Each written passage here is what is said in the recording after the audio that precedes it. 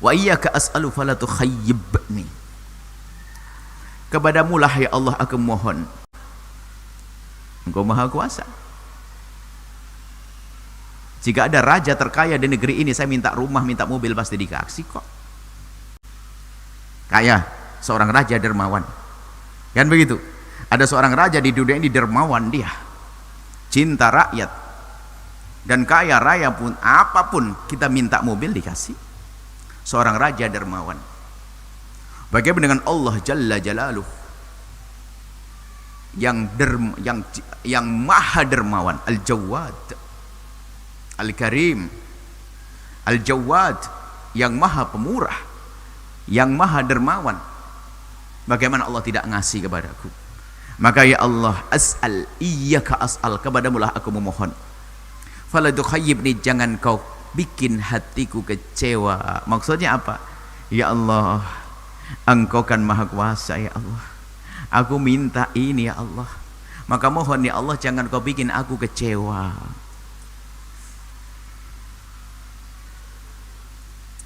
Nah, dan tidak akan kecewa kalau orang sadar makna as'alu, aku mohon kepada Allah. Tidak akan kecewa. Tidak akan kecewa kalau dia faham. Bagaimana kok dia tidak akan kecewa? Coba.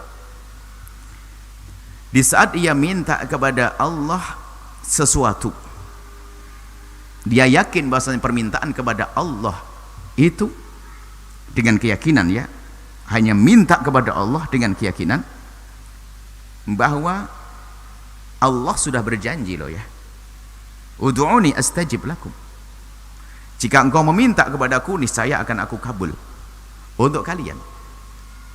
Akan tapi di sini harus disadari dengan benar bahwasanya apa sih makna ud'uni, memohon kepada Allah. Memohon kepada Allah zat yang maha agung. Pertama, menyadari kelemahan kita. Benar-benar menyadari kelemahan kita di hadapan Allah. Menyadari agungnya Allah. Kemudian di dalam kita memohon pun harus punya adab, tata krama, memenuhi syarat-syaratnya, sehingga disebut sebagai doa. Kalau tidak, mana mungkin disebut doa? Oh, enggak memenuhi syarat-syarat doa. Setelah itu mengatakan, mana tidak ada kabul doaku. Wong doanya aja enggak benar.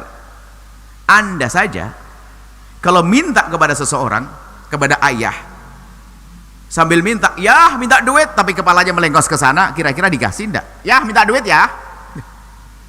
Mau kamu ke sini nak? Oh iya pak, ya. Marah ayah. Enggak punya adab.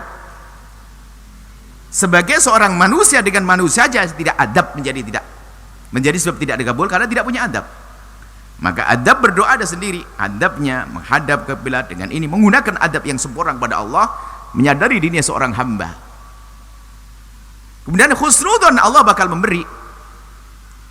Lagi kita buat contoh dengan manusia. Lah kalau kita minta kepada manusia, Anda orang kaya, Anda biasa dermawan, ada orang fakir minta kepada Anda, kan mesti Anda kasih kan? Cuman dia tuh begini, alah modelnya nggak kira ngasih, gituin dulu, enak nggak kira-kira? Baru sudah minta, Pak mintalah, cuman modalnya ente tidak bisa ngasih ke saya, ini kan suudon. Bagaimana dengan Allah yang tahu hati kita? Maka kalau minta kepada Allah yang serius, yakin khusnudan, Allah akan mengabul. Setelah kita menyadari kelemahan kita di hadapan Allah Subhanahu wa taala, memenuhi as'al, iyyaka as'al, mohon kepada Allah. Setelah kita memenuhi syarat pemohon kepada Allah, termasuk nanti malbas, makanan haram, minuman haram dihindari, semuanya terpenuhi, namanya doa.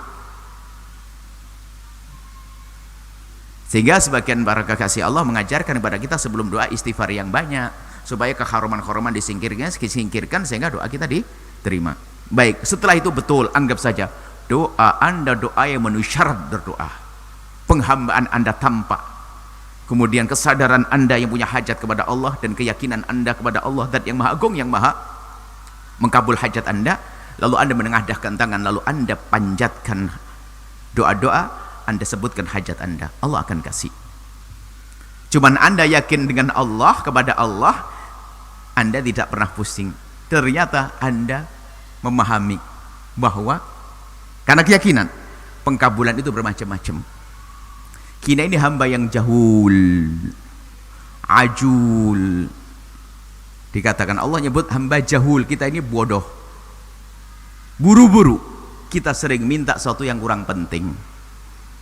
Kita itu dalam permohonan doa itu kita sering minta yang kurang penting, duit tok. Padahal sakit jantung juga nggak mau dah, tapi nggak pernah ada ya Allah jaga jantungku, nggak ada ya, kita beri. Maka dari itu, karena kebodohan kita, serahkan kebodohan kita dengan mohon dengan kebodohan. Sehingga kalau kita minta kepada Allah, mungkin Anda minta hijau, sebetulnya Anda lebih perlu kepada yang merah, kepada yang kuning. Maka Allah sayang, ini hambaku memang bodoh, mestinya dia minta yang kuning, kenapa minta hijau? Sudah, enggak, tak kasih yang hijau, dikasih yang kuning. Tuh, sebetulnya dikasih oleh Allah, cuman kadang kita tidak sadar. Anda selama ini minta, ya Allah semoga rezekiku lapang, enggak lapang-lapang rezekinya. Kenapa? Allah Maha tahu bahasanya kita tidak perlu dengan duit banyak, yang diperlukan adalah kesehatan atau yang lainnya, atau Allah ganti dengan kebahagiaan termesra dan seterusnya. Maka kalau minta kepada Allah adalah yakin. Jadi begini, pengkabulan doa dari Allah ada 3 model.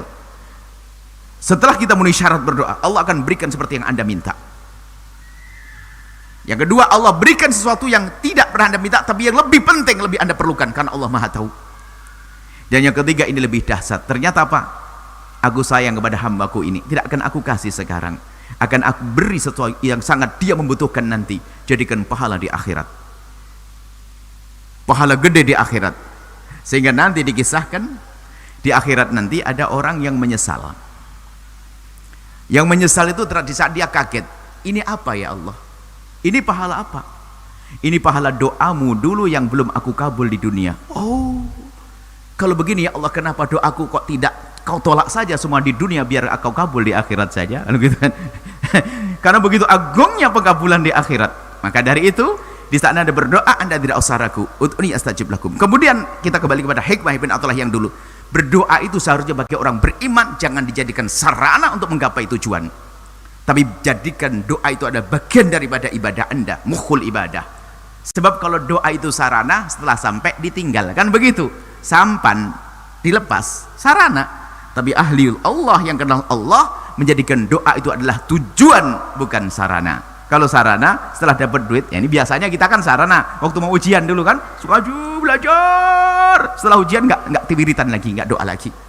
Wah, bukan semua ujian, apalagi mau daftar PNS, itu doa setiap hari wiritan. Wah, setelah dapat lupa. Karena apa? Doanya sarana, bukan doa sebagai tujuan. Nah ini, iya ke asal falatu khayyib nih. Nah kemudian falatu khayyib tidak akan Allah sia-siakan kalau kita serius dalam berdoa dan mengerti pengkabulan doa. Setelah Anda menyaksikan video ini, jangan lupa berselawat kepada baginda Nabi Muhammad sallallahu alaihi wa alihi wa sahbihi wasallam.